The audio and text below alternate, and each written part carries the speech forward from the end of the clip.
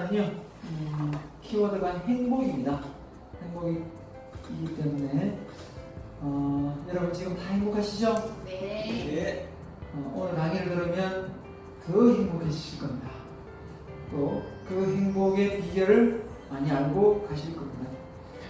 그 알고 계신 행복을 비결을 주변 가족들한테 또 지인들에게 많이 공유해 주십사 하고 부탁드립니다.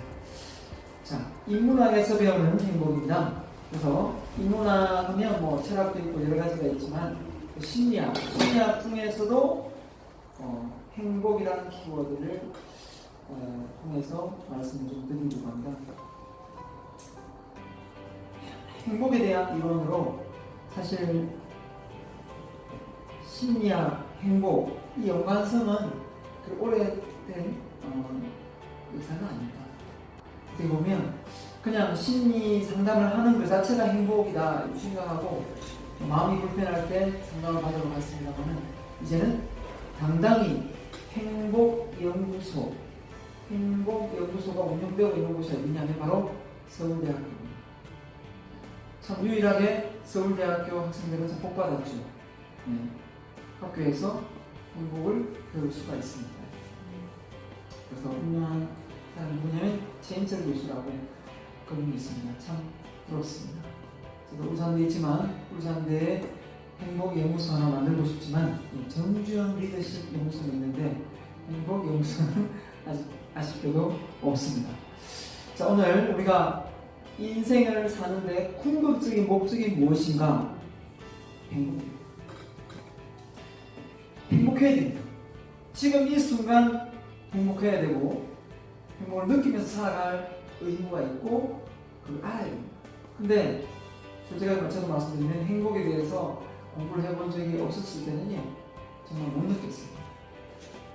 근데 관심을 가지고 행복이 무엇인지 너무도 보고 이렇게 해보니까 알겠더라고요. 행복도 만들기구나. 우연히 이렇게 나에게 딱 찾아오는 게 행복인 줄 알고 생각했는데 그건 행운이었습니다. 그건 행복이 아니고 행운이었군요. 그래서 이미 내가 많이 갖추고 있는 공간에서 찾을 수 있어야 됩니다.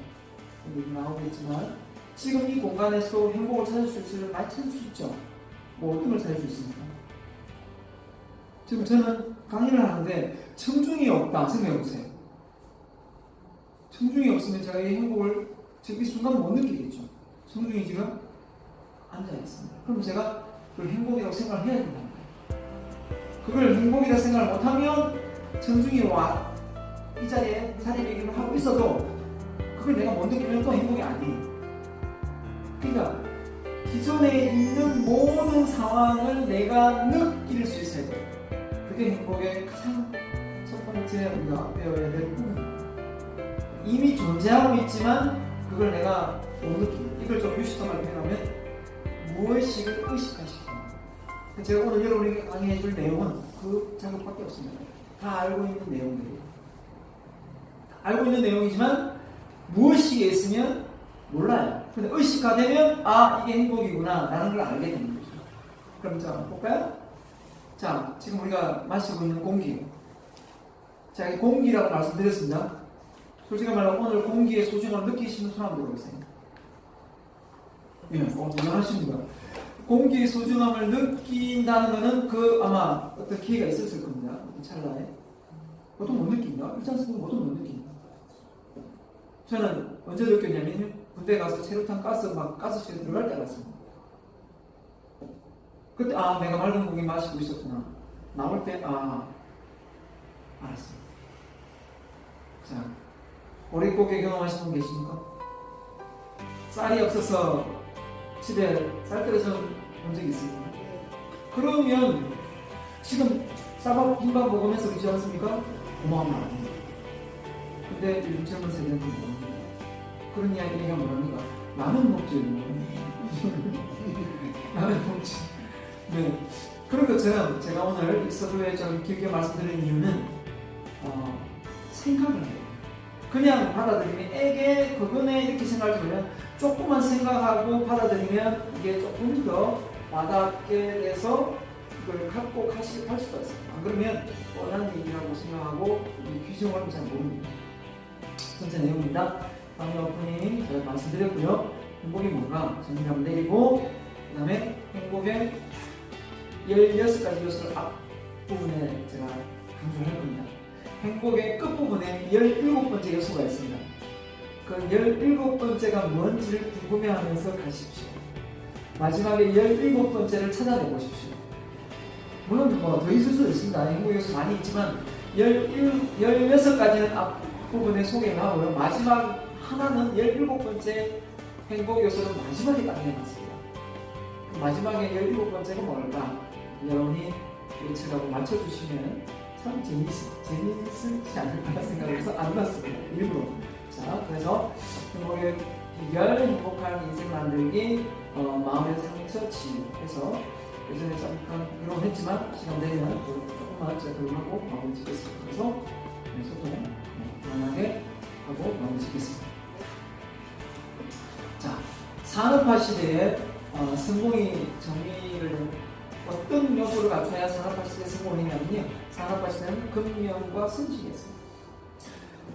정보화 시대, 지식 정보화 시대의 성공 비결은 열정과 창의성이었습니다.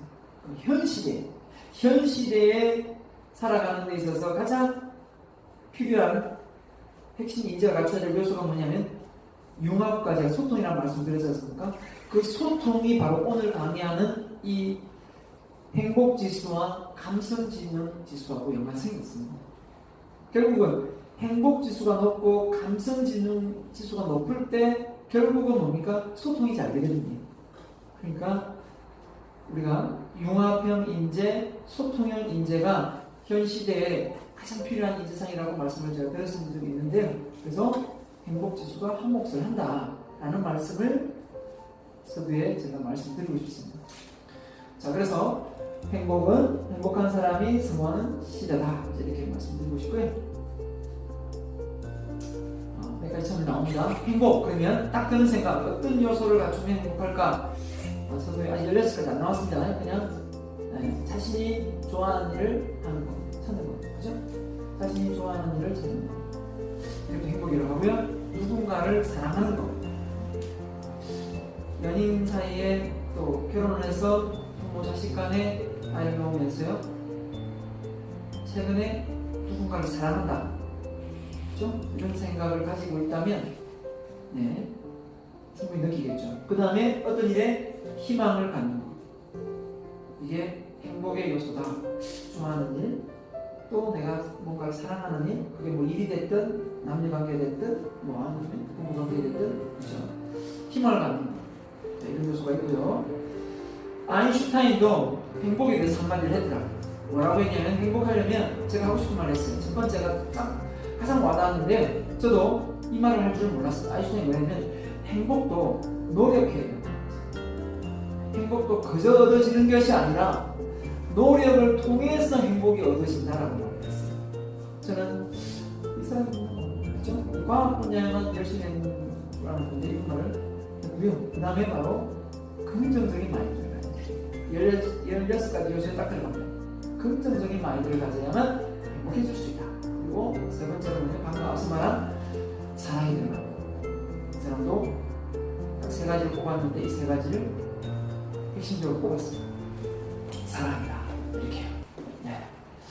자, 아무튼 아인슈타인의 배워야 될 노력. 나는 행복을 만들기 위해서 어떤 노력을 하고 있는가? 그 의무를 16가지 중에 부족하다고 생각하는 가지를 실행하는 게 중요합니다. 자료가 하는 게 중요한 것이 아니라 그걸 알고 실행을 하면 행복해질 수 있습니다. 또 저의 지금 소개했는데 그분이 행복이다. 먼저 우리나라에서 어떠한 힘으로서 행복이란 행복한 삶이란 그래서 정의를 내렸습니다. 과거에 존재했던 고마움을 기억하고 맞죠? 현재 현존하는 즐거움을 발견하고 미래에 다가올 기쁨을 기대하는 것이다. 이것도 희망이죠. 희망. 네. 어떻게 보면 과거를 떠올리는데 불행을 떠올리지 않고 현재의 삶에서 즐거움을 발견하고 미래에 다가올 기쁨을 기대한다. 뭔가 희망을 생각한다는 건 희망. 맞죠? 자, 한번 여러분 과거를 생각합니다. 과거 맞죠? 과거를 생각하죠? 과거를 생각합니다. 어떤 걸 떠올립니까? 과거를 생각할 때 어떤 걸 떠올리죠? 불행했던 과거를 많이 떠올리겠죠. 즐거웠던 거는 잘 안 떠올립니다.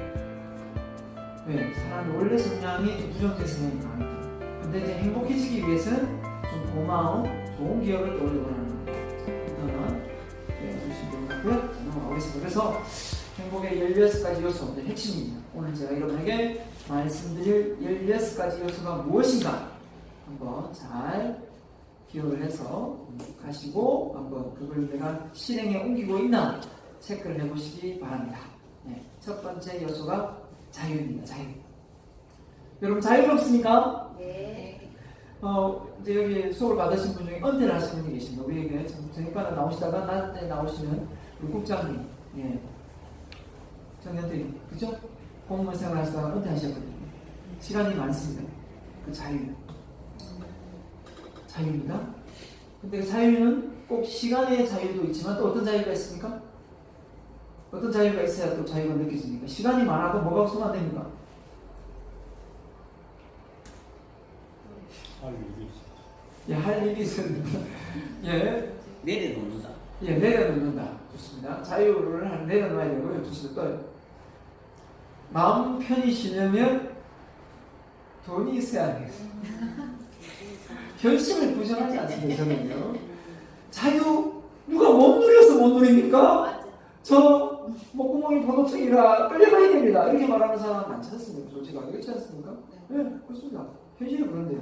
근데 나이가 들어서 은퇴한다고 무조건 자유가 있는 게 아닙니다. 마음이 안 불편하면 그건 자유가 아니에요. 돈 벌러 또 모르겠습니다.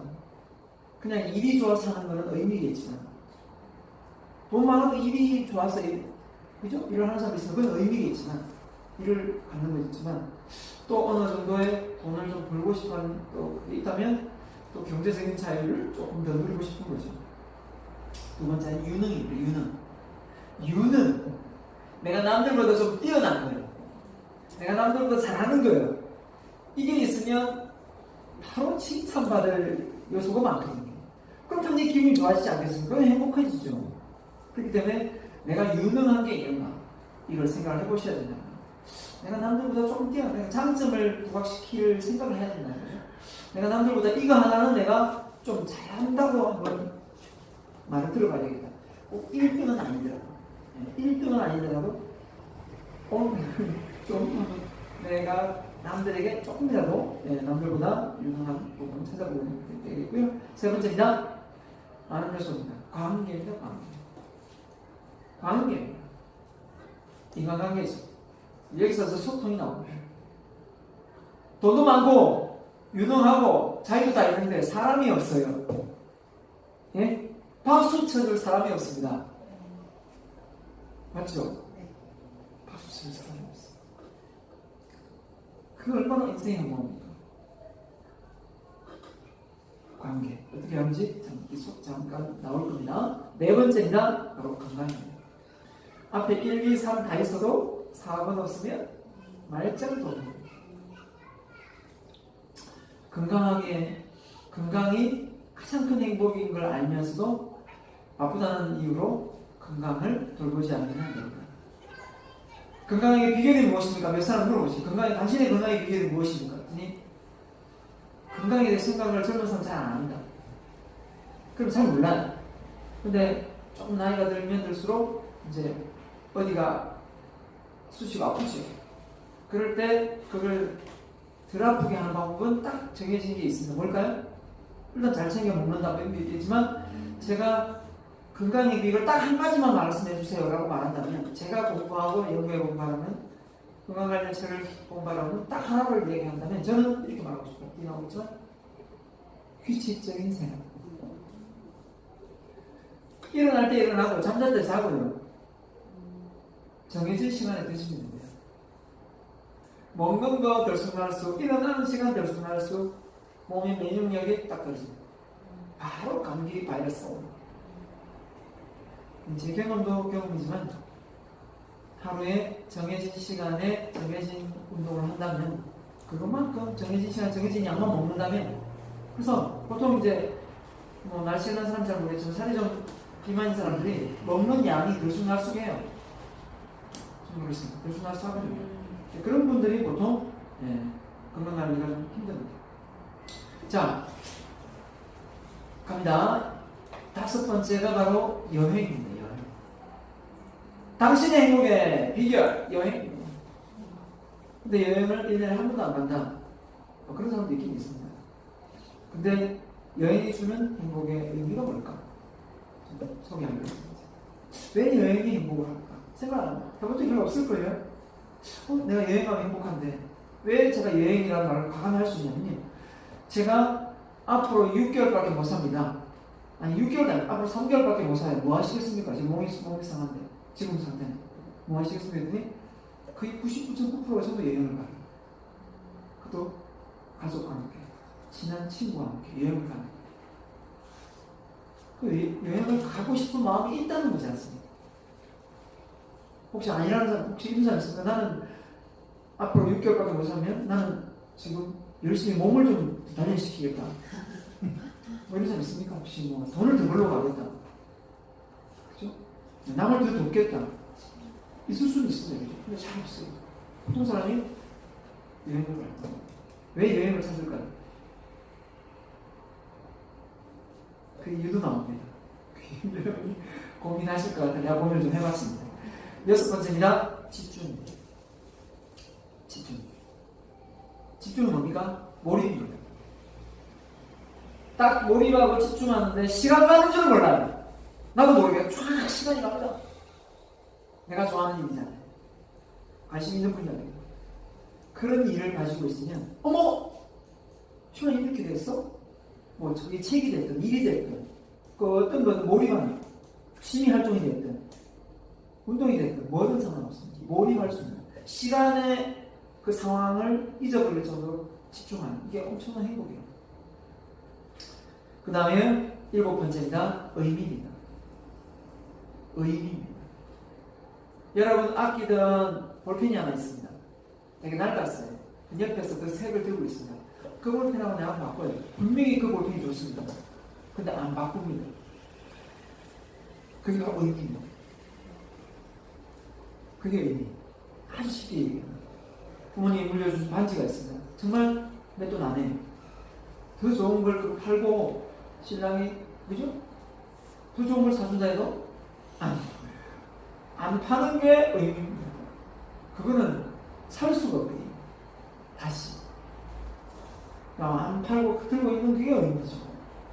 그러니까 한마디로 얘기하면 의미라는 게 뭐냐? 남들이 생각도 못한, 남들도 생각할 수 있겠죠. 남들이 어떻게 생각하든 내가 그에 가치를 부여한 게 의미입니다. 자, 제가 이렇게 강의를 한다고 해서 이 세상이 바뀌겠냐 이렇게 말하는 사람이 있어요. 진짜 대놓고요. 그렇게 강의한다고 해서 사람들이 바뀌게, 그렇게 강의한다고 해서 대한민국 인성이 바뀌어요? 어이없는 소리. 안 바뀝니다. 이렇게 얘기하는 사람이 있어요. 그 말도 일리는 있습니다. 맞죠? 근데 그 말을 내가 100% 안 믿습니다. 100% 믿으면 내가 이 자리에서 있겠습니까? 그걸 안 믿죠. 근데 내가 여기에 더 의미를 두는 이유는 한 사람이 또 한 사람이 또 한 사람이 바뀌면 세상은 바뀝니다. 라는 의미를 또 두기 때문에 또 강의를 계속 하는 거죠. 그게 여러분이 분명히 그런 요소가 있습니다.